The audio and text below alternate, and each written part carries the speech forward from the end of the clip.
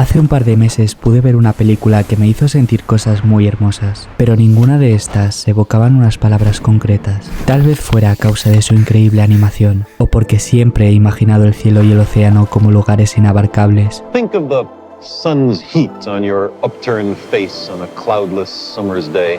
Our ancestors worshipped the sun and they were far from foolish. It makes good sense to revere the sun and the stars. Because we are their children.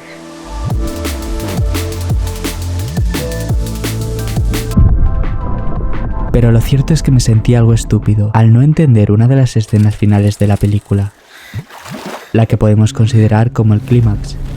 Si no has visto esta película, no te preocupes, tampoco podría spoilearte. Intentando comprender mejor lo que había visto, busqué si el propio director tenía algo que decir.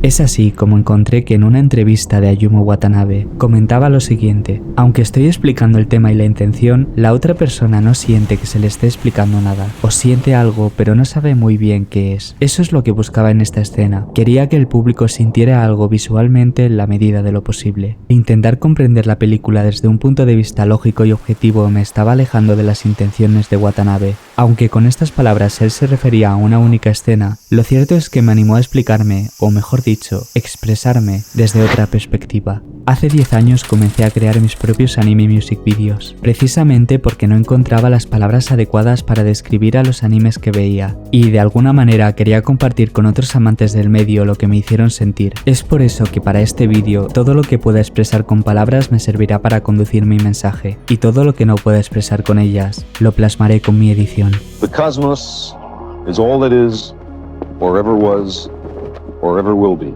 Our contemplations of the cosmos stir us. We know we are approaching the grandest of mystery. Esa persona a la que escuchas es Carl Sagan, un astrónomo, astrofísico, divulgador científico y un largo etcétera. Esta persona experimentó a muy temprana edad cómo el mundo a su alrededor se expandía, y no porque sus padres fueran científicos o algo parecido, sino porque con 5 años lo llevaron a una exposición donde vería algo que lo marcaría de por vida. La Exposición Universal de 1939. Carl Sagan quedó maravillado por las autopistas y los cruces a niveles que se encontraba. No tiene nada que ver con el cosmos, pero esto fue solo el principio. En el libro Carl Sagan Alive, escrito por Kay Davidson, podemos ver algunas de sus primeras impresiones al descubrir la televisión. Sencillamente, el mundo contenía maravillas que yo nunca había imaginado. ¿Cómo podía convertirse un tono en una imagen y una luz convertirse en ruido? De esta cita me quedo con la primera frase, porque cuando Ruka, la protagonista de esta historia, visita un acuario junto con sus padres cuando todavía es una niña, descubre que el mundo está repleto de criaturas maravillosas de diferentes colores, formas y tamaños. De alguna forma me sentí igual viendo esta escena. Ya no soy un niño, pero el ver por primera vez una animación que me dejase con la boca abierta seguramente me hizo ver como si lo fuera. Mi conexión con esta película fue muy natural, y estoy convencido de que a ti también te podría pasar.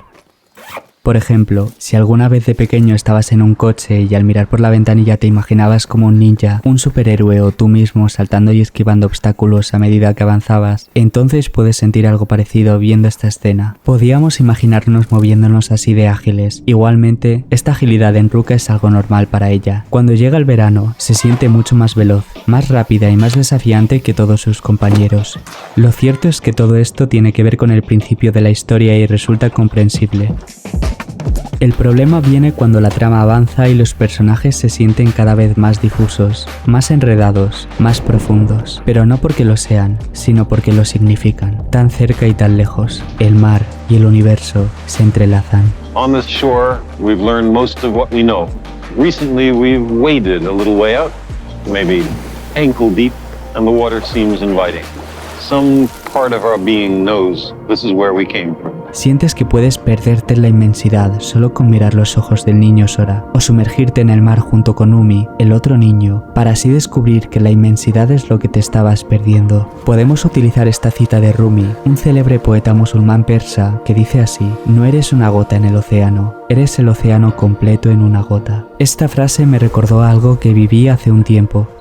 Y es que me resulta curioso cómo hace más de 6 años, precisamente cuando visité un acuario, subí una foto a Twitter acompañada de esta frase: La naturaleza no necesita a las personas necesitan a la naturaleza. A día de hoy sigue siendo la foto anclada en mi perfil. Tal vez no tenga mucho que ver con esta idea entre el microcosmos y el macrocosmos, pero la relación entre el acuario, el mar y la estructura de la frase produce un parecido lo suficientemente bello como para querer contarlo. Los seres humanos necesitamos a la naturaleza, y si el macrocosmos implica contemplar el universo completo al margen de la naturaleza humana, entonces somos prescindibles. O tal vez no importa. Eso no cambia que seguimos siendo insignificantes en el cosmos. Como diría Carl Sagan, un punto azul pálido. That's here. That's home. That's us. On it, everyone you love, everyone you know, everyone you ever heard of, every human being who ever was, lived out their lives. To me, it underscores our responsibility to deal more kindly with one another and to preserve and cherish the pale blue dot, the only home we've ever known.